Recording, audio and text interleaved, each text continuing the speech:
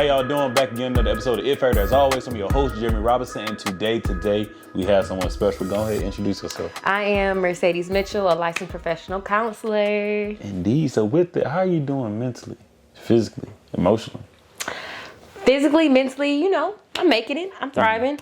Emotionally, it's been ups and downs. I had a recent pass. A CAU legend, Brandy Mallory, passed away, and it's been on my spirit lately. But we're getting through it because that's what she wants. So Indeed, we're doing it. Indeed. So with that being said, and definitely condolences to her. I would say, why is it important to be an advocate for mental health? It's important to be an advocate. I always say, if not me, then who? I think growing up, a lot of people think that like talking about mental health or therapy is like taboo, or in the Black community, it's like what happens in this house stays in this house. You better not tell nobody our business. Like our trauma is our trauma, and I don't like that. Gotcha. And it's not right. And that's how people grow up to be in the space that they are, which is unhealthy and unstable and substance abuse and all these different things. So I just try to make it my mission to kind of spread the word. Got you. And I feel like that's very important because, my mom worked, and she was a chef, but she also worked in the mental health field, and we learned a lot about different things that was happening as we was growing up. And I would say I commend all y'all that were going into that building. Even my line brother, I was like, I don't know how y'all doing this, but hey, doing it and seeing y'all just thriving in y'all field, that's why I had to get you on the show. Appreciate it. I would say so. With all the universities in the world, what made you pick our great university, Clark Atlanta University, and how was your experience? The illustrious Clark Atlanta University. I'm forever in debt. I went on some college tours while I was in high school and at my community college back home in Michigan. Okay. And first and foremost, there's not one HBCU in Michigan tier. So I already knew what was up. I said, I got to go to the South. Right. Okay. Atlanta was like one of my favorite places to ever visit as a child. And so I just kind of went searching. And then once I went on the tour and Clark was one of my stops, I was like, it's like destined. Like, I got to go here. And I actually got accepted and scholarships to like several other schools in different states. Clark didn't give me nothing. But I love Clark so much on my visit. It felt like home when I stepped on campus. And I'm like, I don't even care. They didn't give me the money. Right. I want to be here. So I said, forget them other schools. I'm going to go to Clark. And it was the best experience. I feel like I tried out for everything I wanted. I joined so many organizations. I was very active. It was a very pleasant and enjoyable experience. Indeed. And that's how I met you. There we go. Look at that. So with that, I say, what is your it factor? Why you do what you do? It factor. One, I feel like alongside my purpose of being like the therapist that I am, I just feel like I was put on this earth to relate to people. Definitely. And I think that what sets me apart, even though it's like of something that's like, well, duh, you should be relatable for your counselor. But like, no, like I know so many people come to me and be like, I was talking to you for like 30 seconds. And by talking to you in those 30 seconds, I really felt like we resonated or we connected on some level. And now I feel like we've been close like forever. Right. And that means a lot because like that's what helps people open up, be vulnerable, feel comfortable enough to share stuff they might not share with their spouse. You know what I'm saying? So that it factor, I think with me, is just being personable and being relatable and going the extra mile to get to know people for themselves. Yeah, I like that. I like that, Mercedes. So with that, I would say, how is it day to day for you for work? I know it's different time. Even we had to push some things back, but at it factor, we gonna make it happen. Flexibility, I love it. Yes, like people are, calling, asking for appointments last minute, and I'm like, hey, they're my priority, so I'm gonna make it happen. But I appreciate you for being flexible and pushing it back for me. But it depends on which setting. So as a counselor, I work in a private practice. That looks like more structure. So I might have 4 or 5 clients in one day, but I know I'm going to see them at 2 o'clock, 4 o'clock, 5 o'clock, 6 o'clock. Gotcha. But I also work in a children's psychiatric hospital. So that looks unpredictable. Gotcha. I feel like that setting taught me the expected unexpected because my patients are there for suicidal tendencies, homicidal tendencies, overdoses, suicide, all these different things, right? And so we got people who are trying to climb fences in a lobe. We got people who are trying to self-harm on the unit. We got people who are just having, a behavior in the middle of the floor, and I got to go and de-escalate the situation before I can presume my next session. So it's like, it's very like chaotic, very all over the place. And for some people, they're like, that's too much going on. You still supposed to do therapy in the midst of that? But for me, it's like, again, if not me, then who? So it's just like, I go in there, I do my job, I make sure they feel better leaving out than when they came in my office. and then I go home and do it again the next day. Definitely. So with that, with you being from Michigan and then coming to Atlanta and then uprooting and going to Chicago, how was that experience for you? And like now that you back, yeah, we good. We good. But how was that experience for you? Whew, I took a side for a reason because I'm a very transparent person. I think it's helpful in that field to be transparent, but like for real, Chicago is not the best experience for me. I don't regret going in the sense of like, you know, it got me my master's degree. I feel like I got the best education at Adler University. Shout out. But overall, the culture of Chicago, to me, they say it was a melting pot. To me, it was very segregated and it wasn't my cup of tea. That's not who I am. And to ride the L train going from the south side of Chicago to the north side to the west side, like, you just seemed like it was very separate. Yeah. And I just couldn't it didn't mesh well with me. And I missed the Southern hospitality down here. I'd be smiling, walking downtown like, hey, like a hat. And they be like, you acting goofy. You got a hidden agenda? And I'm just like, okay. I don't fit in here. That's how it was in Boston. It was horrible. Yeah, they're not the most friendly. It's just different, you know. So that experience was an experience, but I knew I had to come back home to Atlanta, and I'm glad I'm back, and I ain't going nowhere. Indeed. So with that, I say now, who is Mercedes outside of your profession, outside of what you're known for? Mercedes outside of my profession, I'm goofy. I'm a food connoisseur. I love eating, trying new places. I love happy hours. I love just doing fun stuff around the city on the weekends.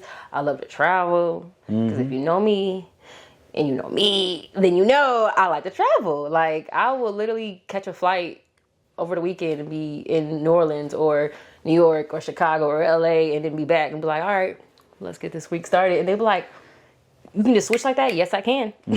So that's me outside of work. I just love to be spontaneous and adventurous. That's amazing. Look, they're going to take you a long way because you're making it happen. Okay. You're making it happen, man. So in that, I say, now let's take a step back. What got you to major in psychology? And like, did you know that's what you want to do as soon as you hit the ground running? Actually, no. So I started off at Clark as a pre-med bio major. Some people don't know that. So when I first got there, I still ultimately want to be an OBGYN. I want to deliver babies. Okay. But so that's what I went to school for. I was like, I'm going to be a doctor. It's great. And then I got to Clark and I was like, okay, this isn't giving my ministry, okay? And I said my next thing was always to be, I knew I was a good listener. All my friends have always told me, you're just a really good listener. And I'm like, I could either do like social work and helping the kids, be an advocate for them, or I can do the mental health tip and still be a good listener and advocate for the kids still. And so I did the psychology thing, and once I changed my major, like, shout out to Clark's psychology department. I know everybody has their bias about the best major at Clark, but psychology is the best to ever do it, okay? Our professors are so well versed in the community and what they do that I feel like that was the best teacher experience of like living through their eyes about the field. So it just further confirmed like, yeah, I'm in the right major, I'm in the right career field, I'm doing what I'm supposed to do. So that's why I chose psychology. That's amazing. I say also with that, what are some of your short-term, long-term goals need to be in your field and also in your life? Okay. Short term would be within like, I would say the next few months, next few years. I would love to have my own private practice, which is in the near future. It's coming. It's coming. I would love to be like that person to kind of take new people, especially from Clark, fresh graduates under my wing and kind of guide them into be up and coming, thriving counselors in this field. Okay. We need more blacks, you know what I'm saying, black males at that, in this field. So I would love to have my practice and do that for them. Long term, like I mentioned before, I still have a passion for delivering babies, but med school is not really something I want to do. So I see myself doing like being a midwife or a doula in the future. Got you. I like that. Okay, doula. Yeah. All right. And you're going to have their practice, so it's all going to just run in there. When I tell you. I like that. So that leads to my next question then. So like with everything in psychology, mental health being such a heavy topic, and you're in the field, so a heavy field, how do you balance and take care of Mercedes while doing these things? Like, how do you even... Yeah, I'm not going to lie.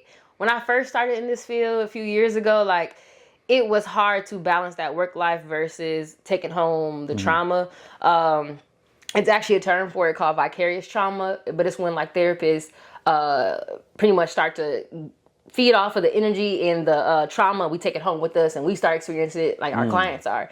And that's not healthy, right? Because the amount of people we see in a day and over the span of a week, months, whatever, that's just not good on our end. So the way that I balance myself out is, one, recognizing that when I go home, I gotta mentally shut off. Definitely. So if I'm binge watching Netflix, that has nothing to do with mental health, first and foremost. Right. Like something that might be killing my brain cells as we speak. But it's for me, it's what I need to kind of detach and unload and unpack.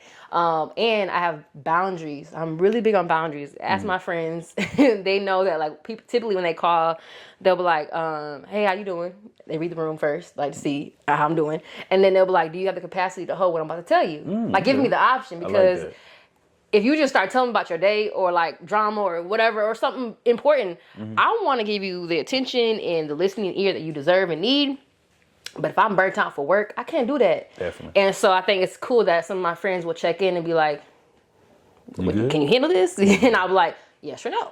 And if it's yes, then lay it on me. If it's no, catch me like tomorrow afternoon, see how I'm feeling, and I'll be bright and ready for you. You know what I'm saying? So that helps me balance, like how to keep my sanity in the midst of a very chaotic and unpredictable field. Definitely. I like that. It feels like you handle it as best as you can. Exactly. Taking time, but I'm getting better and better. Indeed. Better and better. Indeed. So. And that's how we, in life, a lot of us are anyway. And, you know, a lot of things be going on throughout the day. Yeah. So we have to make that transition to saying, like you said, I got to shut down. You know, and I got to make sure I'm cool. Yeah, even in between clients, too, because I could have people telling me something very, very deep about childhood trauma or family doing things to them. And I'm like, I'm sitting there with them, like, holding it, you know? And then after they leave out the door, I got to be like, let me refreshen up, because I have another person coming in like 10 minutes, and who knows what they experienced this past week. Definitely. So I got to mentally prepare to be open and available and attentive to that next person without carrying that heavy trauma or that baggage into the next session. So even on a short term, like 10 minutes in between, I'm learning how to have boundaries and like, let me go scroll on Instagram and make myself laugh real quick just to keep it going. So I understand. So I would say also, what is some tips that you would give a person that, I wouldn't even say going through it, we all going through life. Yeah. What are some tips that you would give someone that wants to be in your shoes one day? Ooh, first and foremost, you got to be passionate about this. I think people, you know, of course, I feel like in our generation and even younger too, people are obviously focused on things that's going to make them money. Definitely. And fast money at that. So they think about it like, ooh, if I get in business, if I'm my own boss, because everybody loves to call themselves an entrepreneur these days. If I'm my own boss, I call the shots, I call my schedule, I make my money, all this different stuff, right? But when it comes to being in this field of a counselor or a therapist of some sort, you got to recognize which environment you're going to work in. So like I said, working in a hospital, it's like a 9-to-5 or whatever, so you getting steady paychecks, right? In private practice, it's not like that. You create your own schedule, but you only get paid when you have a client in front of you. So if you have a slow week, or, you know, if clients are just feeling good and they don't need to check in that week, all right, you're not getting paid that week. You know what I'm saying? Like, that's the reality of it. And people didn't share that with me. So when I came into it like all blind-eyed, like, I'm ready to make some money and help others. Now it's like, okay, I'm still want to help others, but the money's not there yet. Right. So I think for me, just helping other people coming up in my footsteps, like, just be transparent. Like, it's a journey, but if you're truly passionate about it, the money gonna come. And the work you're doing for these people and impacting them is like a greater purpose than like money can actually, you know, put, you know. So I keep that in mind. I want other people who are trying to come in this field to recognize that and not come in for the wrong reasons. I like that. Yeah. You're doing a great job. That's amazing. I feel like people should know that in any field, because I get asked all the time, need to be the tech field, even with podcasts. Hey man, you make a lot of money and this happens. I'm like, hey, look, it takes time. Brother. It takes time. Take time, brother and sister. Take time. It's okay. I just give you the ropes, but this is what you got to do. You got to build up to it. You do. And like you said, this is more fulfilling. So if I do something if it's like, I get money, okay, that's cool. But that ain't the reason why I'm doing it. Yeah. You know, that's how I kind of look at it. I think that's the biggest word I can use too, is fulfilling. My job is so fulfilling. I wouldn't trade it in the world for nothing. Even if I could be making millions of dollars right now, like, I feel so fulfilled at the end of the day once I go home and realize, like, I had this patient, I had this client dealing with this, I had this. And then to hear them, either some of my clients are like teenagers and they'll text me like, I tried that coping mechanism you taught me in a session last week in school today and it worked. Or I had this conversation with my mom because you brought it up and it went great. Now I'm doing this and this and that. And I'm like, okay. One, they're listening. Two, they're applying what I'm, suggesting to them and teaching them, and that just shows me like, wow, okay, we're making moves here. We're making moves and planting seeds and watching it grow, and that's the best like feeling I could ever imagine. I like that. I like that. So before we do close, what is something you would like to see change in the Black community? If it's one thing. One thing would be giving people grace. I think people confuse like, I gave this person 4 or 5 chances and and why am I giving grace when they don't give it to me? But once again, I'm a big person on you reap what you sow, you put out what you want, right? And so the fact that you mentioned earlier, like everybody's dealing with something. I feel like when people check in, like, how you doing? Man, life's been lifing. That's everybody's response. Because it's really exactly like that. But that's like the thing. So it's like, with that being said, if we all know that we go through stuff daily, hourly, whatever, that if things are going on where it's like not bringing you peace or whatever, and it's by someone or something or whatever, just remember, put yourself in them shoes. Give people grace, because I feel like especially the Black community, we're so quick to judge. Yeah. And it's like you don't give people benefit of doubt no more. People have hurt people so bad that they now have a wall up or an exterior of like, I'm not letting you in, no matter what you say, it's not true. You know what I'm saying? It's like you don't even give people chances to like advocate for themselves or prove a point, and I just hate that, because I feel like that's what also brings more people in my door, because they're like, I don't feel heard, I don't feel seen, people don't understand me, they're writing me off too soon. And that's why I work with the population of adolescents, because those 3 things are the biggest thing for adolescents. They feel written off, they feel unseen, unheard. I work with a lot of juvenile adolescents, like they don't think people care about them and stuff. So once again, I'm just big on giving people grace. I want to hear people out, give them the space, a safe space to do so without interruptions. And I think, like I said, that just helps them build themselves up. I'm like, okay, now this was the roles were reversed. Next time I can see myself giving somebody else grace. I like that. So definitely attitude of gratitude. That's the one. So in that, do you have any questions for me? Actually, I do. It's like a home therapeutic side of things. But if you know what you know now at this age of yours, what would you tell like your inner child something that could be advice or suggestion or anything, but like going back, what would you tell your inner child? The inner child I would tell is that it's all gonna work out. Like all what you're doing is gonna work out. Like for a long time, I think as a kid, especially growing up, grew up and how I grew up, I was like, man, how this gonna happen, or what's gonna happen next, or this, so, and with my faith in God, of course, Amen. I have believed, and of course I have a different relationship with Him now as I did when I was a kid. But a lot of times, family say, hey, pray about it, this, and it's like, okay, yeah, I'm gonna pray about it. What's gonna happen? And now to see I'm reaping what I sown, and seeing that great things do come to those that not only wait but put the work in. Exactly. Definitely, I would say, hey, wait on it, man. Yeah, it's gonna happen for you. And also, even in that waiting, be patient, and you have a voice that need to be heard. That's my biggest thing. That's the one too. Definitely. Yeah, I think we all have voices. I just, once again, which is why I tell people, like, I'm giving you the platform because I feel like people feel like they're unheard. So I want you to vocalize for yourself and let that voice be heard. Everyone deserves to be heard. Indeed. So. Indeed. That's why I do podcasts. That's what I do, guys. I'm here for it. Definitely. Any other questions? No, that was a good one. All I like cool. that. That's it. That's it.